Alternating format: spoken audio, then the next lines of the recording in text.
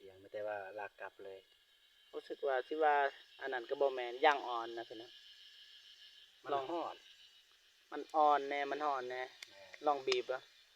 มันจะจำเลยฮะจำเลยบัดขี่ก็คิดว่ามันขี่2 คนเลยว่าตายแล้วพี่น้องสิจูงกลับบ่แล้วสิขี่สิลากเลยเฮาเนี่ยคิดว่าพี่น้องฮอดทานแล้วพี่น้องรอดแล้วโอเคที่นี่เราคิดว่าประมาณนี้พี่น้อง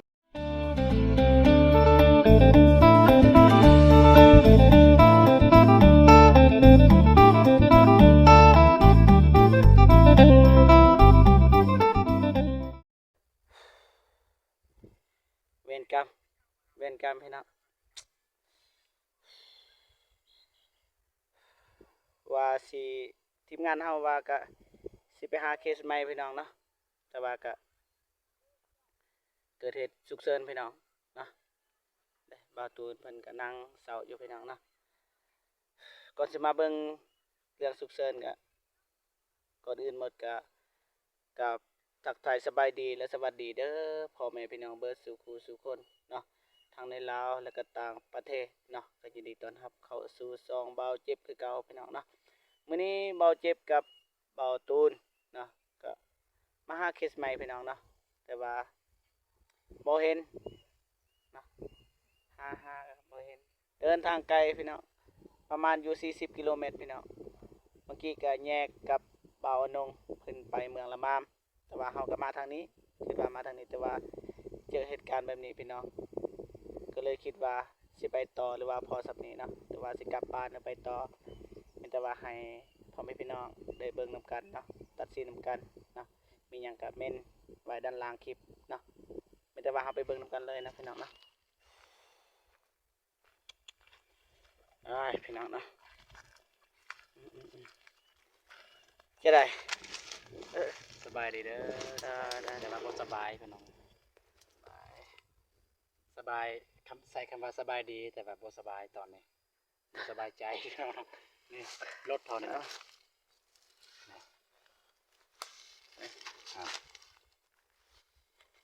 บางสู้บ่ได้ถือมาบ่บ่มีความสู้สำนัก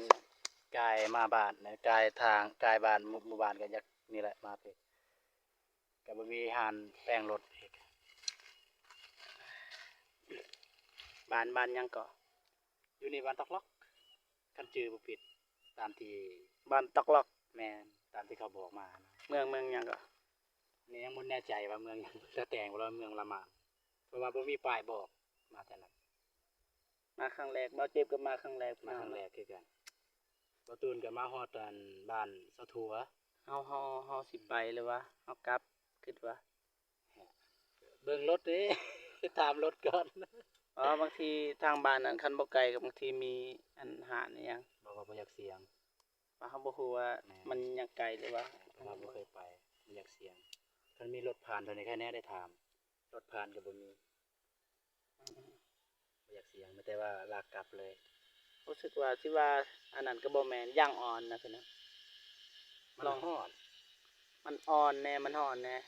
ลองบีบอ่ะมันจะจำเลยฮะจำเลยบัดขี่ก็คิดว่ามันขี่2 คนเลยว่าตายแล้วพี่น้องสิจูงกลับบ่แล้วสิขี่สิลากเลยเฮาเนี่ยคิดว่าก็ไปนี่บ้านยังนี่บ้านตกล็อกแม่นบ้านตกล็อกบ่แน่ใจนะบ่เห็นป้ายบ่เห็นมีนะอาหารจีนอาหารนึงนะเห็นย่างข้าวแปลงบ่ตัวอาหารจีนพันมาเมื่อกี้นี่แม่นแต่บ่แน่ใจว่ามีอยู่บ่ตัดสินใจเลยกลับเนาะกลับแต่ว่าโมฆะพี่น้องการที่เฮามาสอบเคสใหม่เพราะว่ามาแต่หันก็บ่เห็นไม่ไผทุกข์นะทุกข์แบบทุกข์กว่าเฮาอ่ะนะเฮาก็ทุกข์คือกันแม่นนะที่จริงเฮาก็คนทุกข์นี่แหละเฮาก็ทุกข์คือกันนะแต่ว่าหาแบบว่าทุกข์ก็เฮาว่าซั่นซะเนาะแต่ว่าบ่ทันเห็นพี่น้องเฮาว่าสิไปต่อทางนี้พี่น้องทางเดียวได้ลงหลุม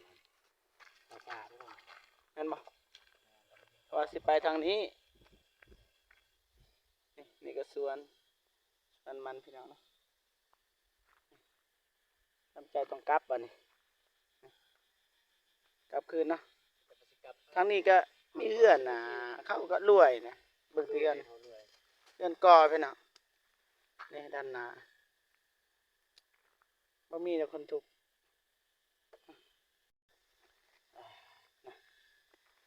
เครื่องเฮาก็ประมาณนี้แหละพี่น้องถือมาบ่หลาย แม่น เครื่องก็จากผู้ใหญ่ใจดีนั่นแหละแม่ แม่ทิพย์ เพิ่นฝากมาให้เป็นสะพานบุญเนาะเฮาก็เลยหาเคสเพราะว่าเขามีเครื่องเด้ แม่น คันสิให้แต่น้องเดิมน้องสาลีก็มีเลยเด้ แม่นเพราะว่าเพิ่นก็บอกว่าแล้วแต่ทีมงานเลยว่าสิให้ไผเห็นไผทุกข์กันนะเห็นไผที่แบบด้อยโอกาสซั่นนะครับก็เลยแบบตัดสินใจมานั่นนี่ เฮาก็บ่อยากให้เครื่องแม่เพิ่นแบบว่าคันสิว่าก็ให้เกิดประโยชน์สูงสุดนี่นะอยากให้มันเกิดประโยชน์สูงที่สุดคันสิว่าแถวบ้านเฮาก็แจกได้ก็มีคนทุกข์อยู่แต่ว่าเฮาอยากให้มันเกิดประโยชน์สูงสุดกว่านี้นะเฮาก็เลยถือธงหนึงก็ลายธงเฮาก็ไปอยู่เฮือนเพราะว่าเฮาต้องไปหาก่อนคันเห็นเฮาสิกลับมาใหม่อันนี้ คันบ่เห็นอันนี้ก็สิกลับคืน แม่นมานี่ก็กลับคืนให้เขาแต่ว่านี่เครื่อง ส่งเสื้อ มีทรงเสื้อหยังทรงเสื้อของ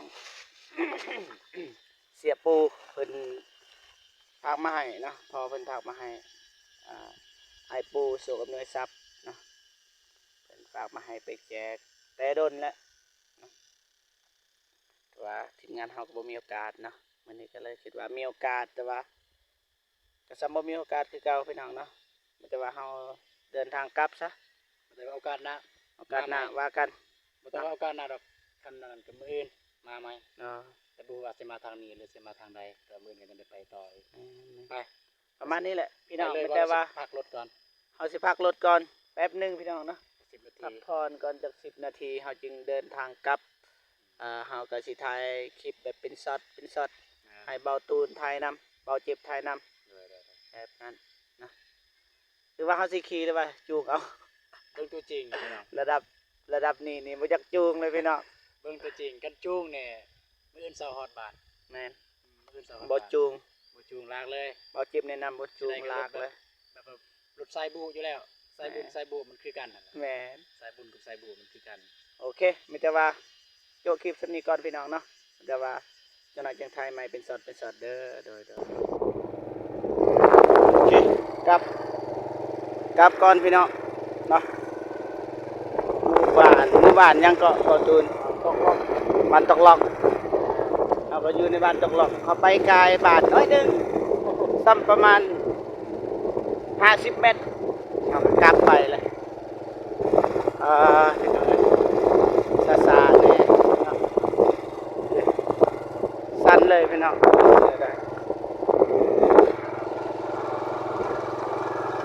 ปีนเลยนะอย่างเราธรรมดาพี่น้องนะ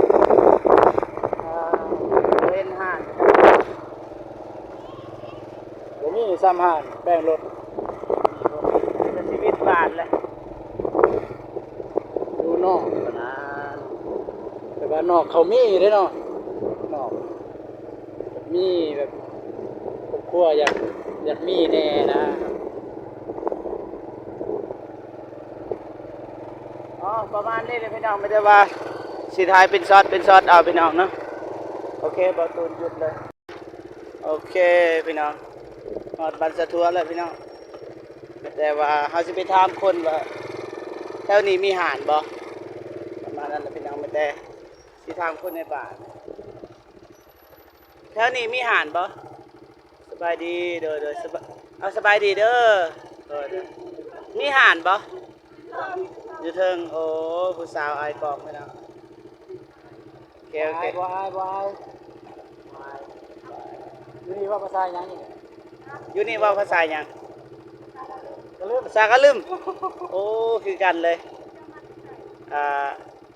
มาแต่ท่าแตง มาท่าแตงอันนั้นว่า นี่ก็เจ็ดเลยเรื่อยก็เจ็ดเลย ก่อน โอเคปิดก่อนโอเคพี่น้องกลับแล้วบ่เห็นกับจะมาคิดว่าหานี่มีอยู่ท้ายหมู่บ้านพี่น้องพี่น้องฮอดทานแล้วพี่น้องรอดแล้วโอเคที่นี่เราคิดว่าประมาณนี้พี่น้องโอ้ไอ้สร้างเพิ่นบ่อยู่บ่ไอ้เพิ่นบ่อยู่บ่ผู้แปลงรถบ่อยู่พี่น้องกระแจมี เองเลยเนาะเองเ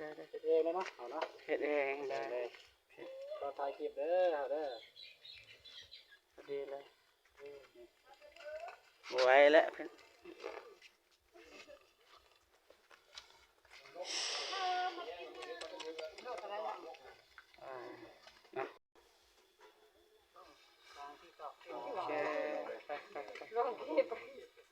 การเองเลยอยู่นอกเลยว่าแล้วว่าเขาใน อยู่นอกเอาก็ข้ามขึ้นเลย ตูนก็พอมีวีซ่าอยู่ หน่อยหนึง หน่อยนึงบ่หลายเนาะ เวรกรรมพี่น้องเอ้ยนะเอาเลือกกระแจเลยเบาตูนนี่เฮ็ดได้ทุกอย่างพี่น้องเบาเจ็บนี่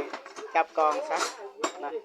แต่ว่าเบาเจ็บก็สิโจ๊ะไว้ตัวหน่อยนะก็สิซอยเบาตูนเพิ่นนะ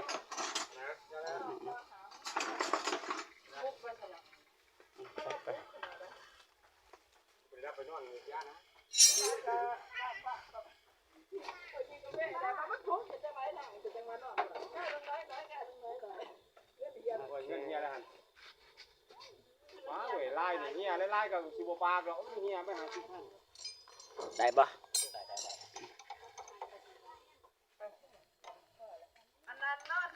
คันสิว่าก็แปลงเป็นอยู่เบาเจ็บก็เฮ็ดได้พี่น้อง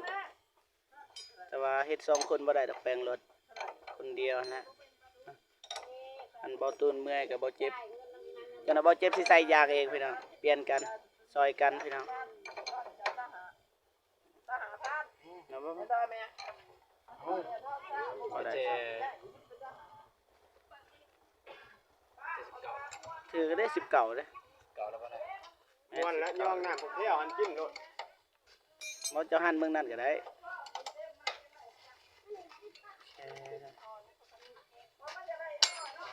ย่องหน้าผมเที่ยวหัน บ่ได้ปะ สองดำ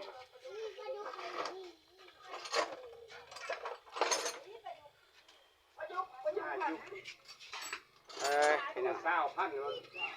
เอาอยู่ที่ช่องเดียว บ่ได้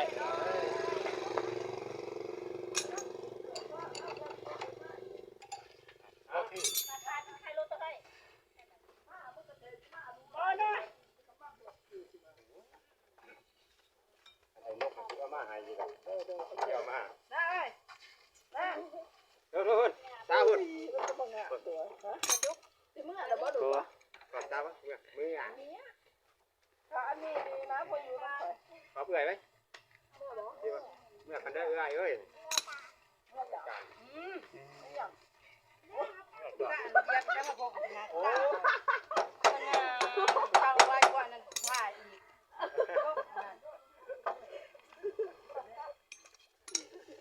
เอาแม่จงแบบอย่างว่าว่าอ่ะ หยุดคลิปก่อนบ่มันยังยาวนะ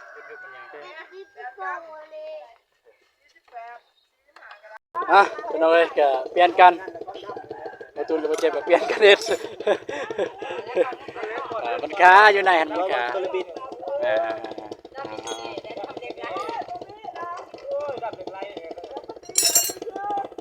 นักเละห้องดำมันบอกเล็กไล่กับแม่ครับ ทุกคนเอ้ยสิถ่ายเป็นช็อตเอาเด้อนะ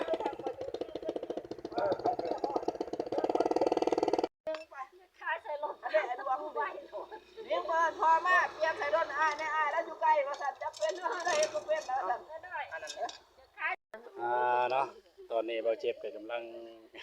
เอาใส่ออกอยู่จักได้จักบ่ในบ่ฮู้พี่น้องเอ้ยตัวเลย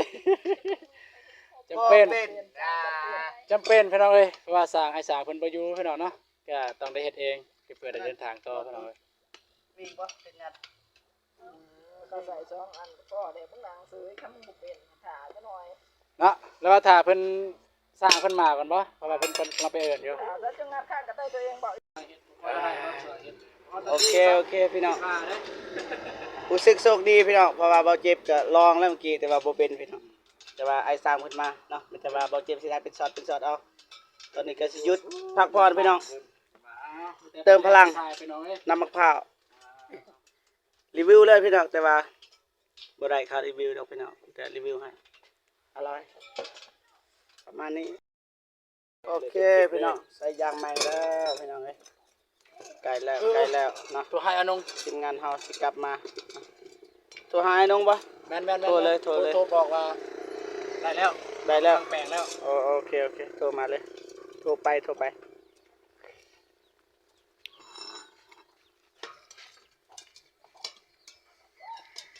ัญญาณได้อยู่บ่โทรศัพท์ข่อยได้อยู่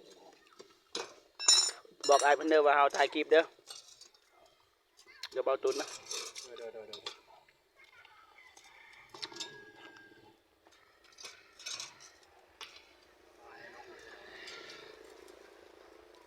กำลังโทรหาไอ้น้องพี่น้อง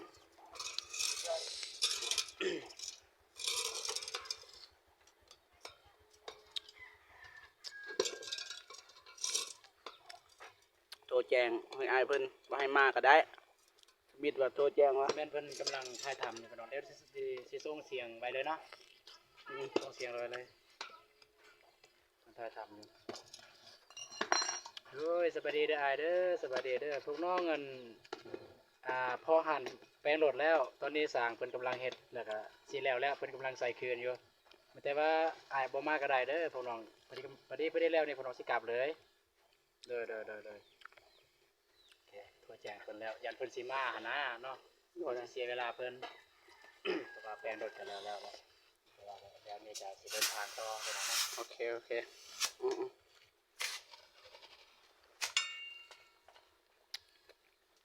กำลังเตือนลมพี่น้อง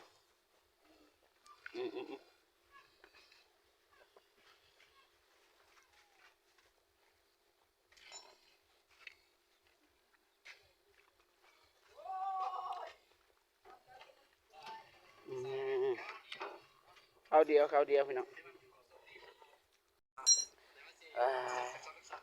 กำลังสิใส่ยางแล้วจะได้กลับบ้านแล้วพี่น้อง